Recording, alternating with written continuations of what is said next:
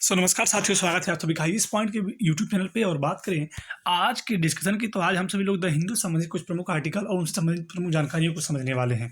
तो ऐसी ही बेहतर जानकारी के लिए आप बने रहें आईएएस पॉइंट के बेस्ट यूट्यूब चैनल के साथ, क्योंकि यहाँ पे जो लर्निंग का प्रोसेस है वो बेस्ट पे, यानी कि अच्छी तरह से लर्निंग का प्रोसेस यहाँ पे चलाया जा रहा है उन सभी स्टूडेंट के लिए जो कि यूपीएससी की प्रिपरेशन कर रहे हैं। यदि हम बात करें आज के द हिंदू बेस्ट कुछ प्रमुख आर्टिकल की, तो पहला जो आर्टिकल है उसमें हम देखेंगे कुछ इंपॉर्टेंट न्यूज़ की, जो कि आज के द हिंदू न्यूज़पेपर में देखने को मिलेंगे। साथ ही साथ एडिटोरियल पेज के कुछ प्रमुख आर्टिकल, जैसे कि स्टेइंग वॉचफुल, इस पर हम लोग डिस्कशन करेंगे। इंडिया और ईयू के बीच जो ट्रेड एग्रीमेंट हो रहे हैं उस पर हम लोग डिस्कशन करेंगे। साथ ही साथ इंफ्रास्ट्रक्चर, जो कि एक कीवर्ड है, इसको हम लोग जानेंगे। और कॉस्ट ऑफ इंटरनेट, जो कि एक आर्टिकल मतलब कि प्रस्तुत किया गया है जो एडिटर है उनके माध्यम से। और नरेगा पे छोटी सी बात कही जा रही है, उसको हम लोग जानेंगे कि वो बातें क्या हैं।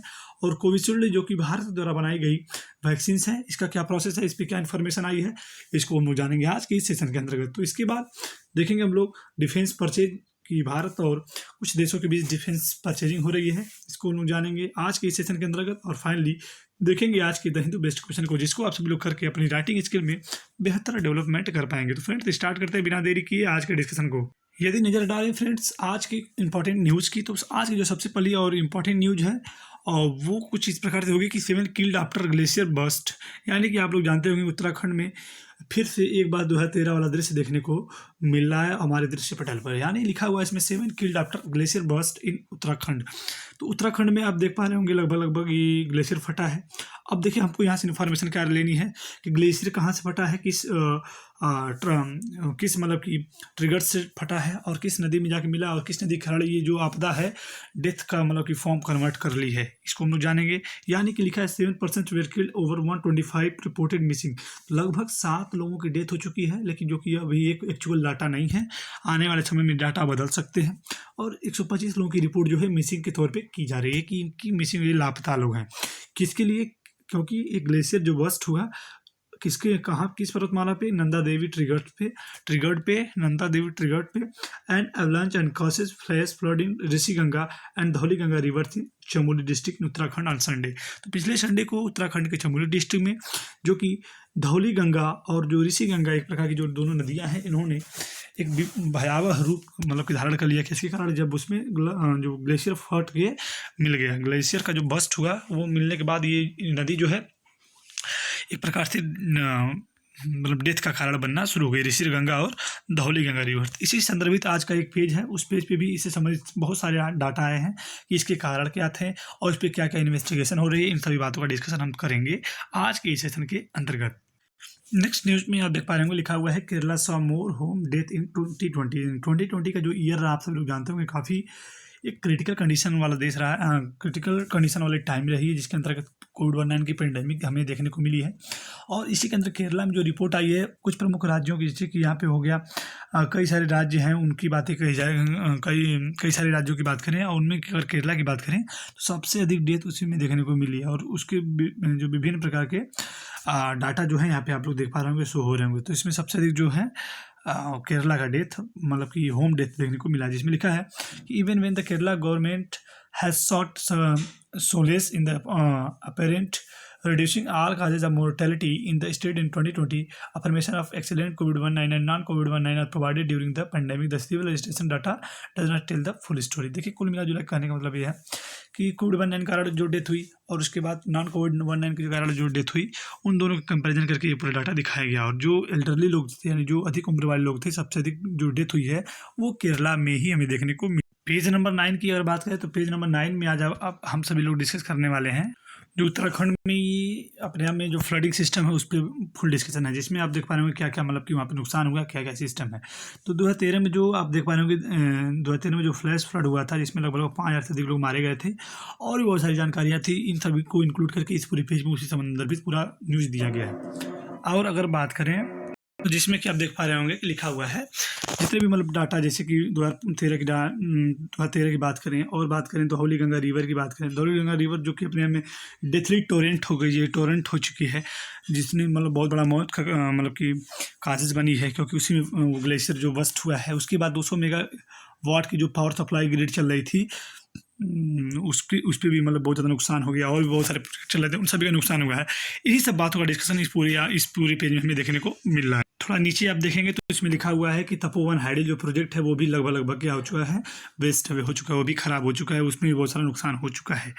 अगली और इम्पॉर्टेंट न्यूज़ की बात करें तो इसमें लिखा हुआ है कि अफगानिस्तान जो है गेट्स कोविशील्ड डोजेज। तो कोविशील्ड जो है भारत की एक वैक्सीन मतलब कि एक प्रकार से है, और ये इसमें जो है अफगानिस्तान को क्या दिया है, लगभग 5 लाख डोजेज प्रोवाइड कराए हैं इंडिया ने अफगानिस्तान को। इसके पहले उसने श्रीलंका को प्रोवाइड कराए थे, और आज देख रहे हैं तो Afghanistan receive a large consignment of covid vaccine from India on Sunday को ये प्रोवाइड कराया गया है, जिसमें आप देख पा रहे हैं special Indian aircraft carrying 5 lakh doses of the Covishield vaccine from Mumbai reached Kabul. तो मुंबई से काबुल तक इसको एयरक्राफ्ट के माध्यम से पहुंचाया गया, जिसमें लगभग 5 लाख डोजेस थे कोविशील्ड के। तो ये अफगानिस्तान के काबुल पे मतलब कि पहुंचा दिया गया है। ये भारत के लिए एक इम्पॉर्टेंट खबर है। उसके जो नाइबरहुड जो पड़ोसी देशों के साथ संबंध है उसको भी काफ़ी निखार उसमें आएगी। अब बात करें यदि नेक्स्ट आर्टिकल की, तो इसमें लिखा हुआ है Ukraine looking at the defence purchase from India. तो इसमें आप देख पा रहे होंगे लिखा हुआ है कि यूक्रेन ने डिफेंस परचेजिंग करने वाला है इंडिया से, यानी इंडिया से डिफेंस परचेजिंग की मतलब सोच रहा है कौन, यूक्रेन। तो इसमें लिखा है कि for agreement worth $70 million signed at Aero India. तो एरो इंडिया का लगातार आर्टिकल में न्यूज बनी हुई थी, इसी संदर्भित आज भी न्यूज दिख रहे हैं कि एरो इंडिया जो है वो यूक्रेन देश जो है इंडिया से लगभग $70 मिलियन का क्या करेगी, एग्रीमेंट करेगी, जो कि एरो इंडिया से संबंधित होगा। तो ये अपने आप में काफ़ी आत्मनिर्भरता और बेहतरीन न्यूज भारत के लिए साबित हो सकती है। इस पेज की बात करें तो इसमें वर्ल्ड की कुछ न्यूज़ को हम लोग देखेंगे, जिसके अंदर का सबसे पहले जो न्यूज़ है आप देख पा रहे होंगे लिखा हुआ है कि jumbo struggle for farmer in Sri Lanka. तो एक जंबो स्ट्रगल चल रहा है श्रीलंका में, यानी कि मैन वर्सेस एक प्रकार से मैन और एनिमल जो कॉन्फ्लिक्ट है उसके कुछ काजेज हमने पिछले दिनों भी न्यूज़ में पढ़ा। आज भी मैन और एनिमल के बीच जो कॉन्फ्लिक्ट है उसके प्रमुख काजेज के कारण ये पूरा प्रोटेस्ट हो रहा है, जिसमें आप देख पा रहे होंगे श्रीलंका के जो बहुत सारे गांव हैं या बहुत सारे जो डिस्ट्रिक्ट हैं वो एक प्रकार से कहें विलेज कहें गांव की बात करें तो वो प्रोटेस्ट कर रहे हैं किसके लिए, कि गवर्नमेंट कोई ऐसा मतलब वाइल्ड लाइफ सेंचुरी बनाए जिसके अंतर्गत जो जंबो हैं, जो हाथी एलिफेंट्स हैं वो अपने मतलब कि निवास स्थान में ही रहें। वो हमारे निवास स्थान में आएंगे तो आ जाती हैं, जिसके कारण अनेक प्रकार के नुकसान देखने को मिलते हैं, और मैन और एनिमल यानी आदमी और जानवरों के बीच अनेक प्रकार के कॉन्फ्लिक्ट भी देखने को मिल जाते हैं। तो इसी संदर्भित ये पूरा आर्टिकल वर्ल्ड पेज पे हमें देखने को मिल रहा है। अगली जो इंपॉर्टेंट न्यूज जो इसमें देख पा रहे होंगे, protest sweep across Myanmar, internet access restore partially. तो इंटरनेट एक्सेस को क्या किया जा रहा है, थोड़ा आंशिक रूप से थोड़ा रिस्टोर किया जा रहा है। कहाँ पे, म्यांमार में, क्योंकि हम लोग जानते हैं कि म्यांमार में जो एक प्रकार का मिलिट्री कूप हुआ है, जिसके अंतर्गत जो वहाँ की जो NLD यानी कि नेशनल लीग NLD जो पार्टी थी वहाँ की नेशनल लीग ऑफ डेमोक्रेसी, उसकी जो पार्टी की प्रमुख नेता थी आंग सान सू, उनको और वहाँ के जो प्रेसिडेंट हैं और भी उन लोगों को क्या कर लिया गया है, मिलिट्री कूप के द्वारा कुछ आरोप लगाते हुए उनको हिरासत में लिया गया, और वहाँ की जो पूरी गवर्नमेंट जो डेमोक्रेसी सिस्टम है वो मिलिट्री सिस्टम में कन्वर्ट हो चुकी है, जिसके कारण वहाँ पे आंदोलन चल रहे थे, और इसके कारण वहाँ पे FB को भी यानी फेसबुक को भी मतलब रोक दिया गया था, और इंटरनेट को एक्सेस को भी बंद कर दिया गया था। तो इसी संदर्भित में छोटा मतलब कि पार्शली रूप से इंटरनेट को फिर से रिस्टोर किया जा रहा है। अगले और इम्पोर्टेंट आर्टिकल की बात करें तो इसमें लिखा हुआ है Oxford vaccine less effective against south African variant. तो साउथ अफ्रीकन में जो वेरिएंट मिला, जैसे कि आप लोग जानते होंगे कि जो UK में मिला था वेरिएंट, UK यानी कि जो यूनाइटेड किंगडम में यानी ब्रिटेन में जो मिला था वेरिएंट, जो म्यूटेशन मिला था वो काफ़ी अपने आप में डेंजरस कहा जा रहा था कि उस पर कोई भी वैक्सीन जो है इफेक्टिव नहीं हो रही है। उसी प्रकार साउथ अफ्रीका में जो वेरिएंट जो मिले थे उसी में उसको भी ये कहा जा रहा है कि उस पर जो ऑक्सफोर्ड वैक्सीन है, एस्ट्राजेनेका या फिर जो भी है ऑक्सफोर्ड वैक्सीन जो है वो कम इफेक्टिव है किस पे, अगेंस्ट साउथ अफ्रीकन वेरिएंट। तो साउथ अफ्रीका का जो वेरिएंट है, जो कोविड-19 का जो वेरिएंट है Oxford AstraZeneca vaccine fails to prevent mild and moderate cases of the South African corona virus strain according to research reported in Financial Time. तो Financial Time की रिपोर्ट के अंतर्गत ये कहा जा रहा है कि जो ऑक्सफोर्ड एस्ट्राजेनेका की जो वैक्सीन है वो साउथ अफ्रीकन के जो वेरिएंट है उस पर कम इफेक्टिव है। अगली जो हमारा प्रमुख आर्टिकल है उसमें उसके अंतर्गत हम लोग देखेंगे एडिटोरियल पेज के कुछ प्रमुख आर्टिकल को, जिसमें लिखा गया स्टेइंग वाचफुल। तो स्टेइंग वाचफुल इसके अंतर्गत जो RBI की जो मॉनेटरी पॉलिसी है उस पर बेसिकली बातें की जा रही है। RBI की जो मॉनेटरी पॉलिसी का जो कमेटी है उसके अंतर्गत हम लोग जानते हैं कि हमारी जो अर्थव्यवस्था है हम लोग जानते हैं कि काफ़ी मतलब कि हमारी ही नहीं बल्कि विश्व की अर्थव्यवस्था पूरी तरह मतलब जर्जर हो चुकी है। और भारत की भी बात करें तो अर्थव्यवस्था में काफ़ी श्रिंकिंग देखने को मिल रही है। इसी संदर्भ में लिखा है RBI can not afford to drop its guard on vigilance over prices with interest rate so low. तो जो मॉनिटरी पॉलिसी जो कमेटी है आरबीआई की has expectedly yet again left benchmark interest rate unchanged and retired that it will be continue with the accommodative stance. तो जो monetary policy है, और हम जानते हैं कि 1 तारीख को हमारा बजट प्रस्तुत हुआ था।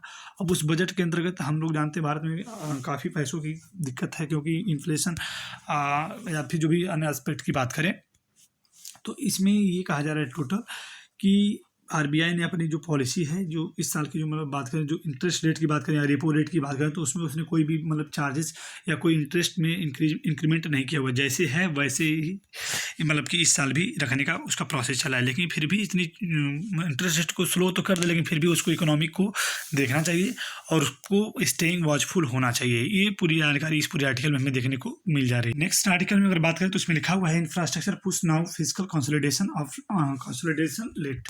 तो इसमें आप देख पा रहे होंगे लिखा हुआ है कि पूरा टोटल का टोटल बजट से संबंधित बातें इस पूरे आर्टिकल में कही जा रही हैं। और बजट से संबंधित जो आर्टिकल है, न्यूज़ जो है और जो वीडियो है IS पॉइंट के बेस्ड यूट्यूब चैनल पे अपलोड हो चुका है, उसको आप लोग जाके देख सकते हैं और बजट से संबंधित सारी बातों को एक प्रकार से अच्छी तरीके से समझ सकते हैं। तो the physical year 2021 has been extraordinary one where India go to face an action acute economics triggered by non economic factor a pandemic. तो पेंडेमिक काल में हमारी अर्थव्यवस्था काफ़ी बिगड़ चुकी थी और उसको फिर से उभारने के लिए और बात करें तो जो बजट है काफ़ी सहायक होगा।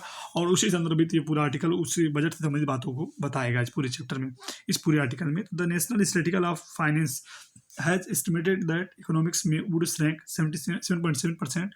There are estimated which put ranking in a higher level. तो इस रैंकिंग भारत की आप देख पा रहे होंगे, पिछले दिनों भी ये न्यूज़ में लगातार बना रहा।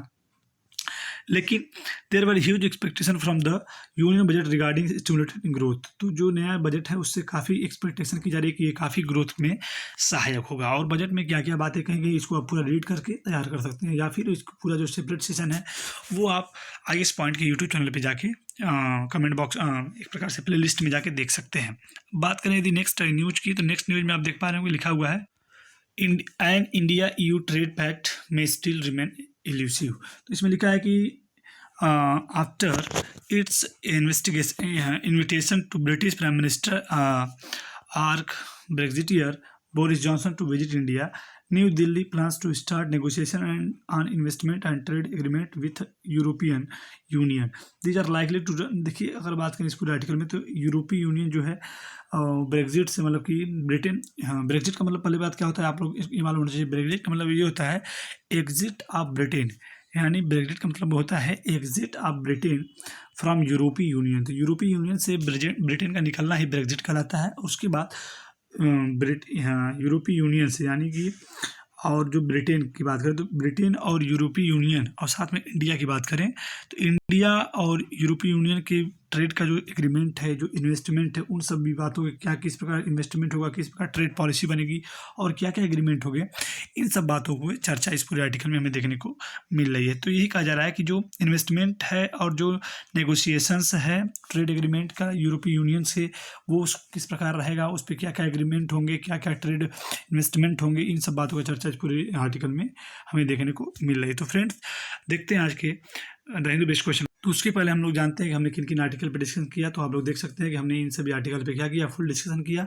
और उनकी जो बेसिक एस्पेक्ट है उनके बारे में हमने जाना। तो आज के द हिंदू बेस्ट क्वेश्चन में आप सभी लोग इंडिया और यूरोपीय यूनियन के बेसिक एस्पेक्ट और उनके रिलेशन और उनके ट्रेड एग्रीमेंट और जो भी इन्वेस्टमेंट है उसके बारे में 100 वर्ड्स में लिखने का प्रयास करेंगे। तो ये रहे आज के द हिंदू बेस्ट क्वेश्चन और उनसे जुड़े कुछ प्रमुख इन्फॉर्मेशन। तो आज के सेशन में इतना ही। आई होप ये सेशन आप सभी के लिए हेल्पफुल रहा होगा। तो आज के सेशन में इतना ही। अगले दिन फिर मिलेंगे, तब तक के लिए नमस्कार और धन्यवाद।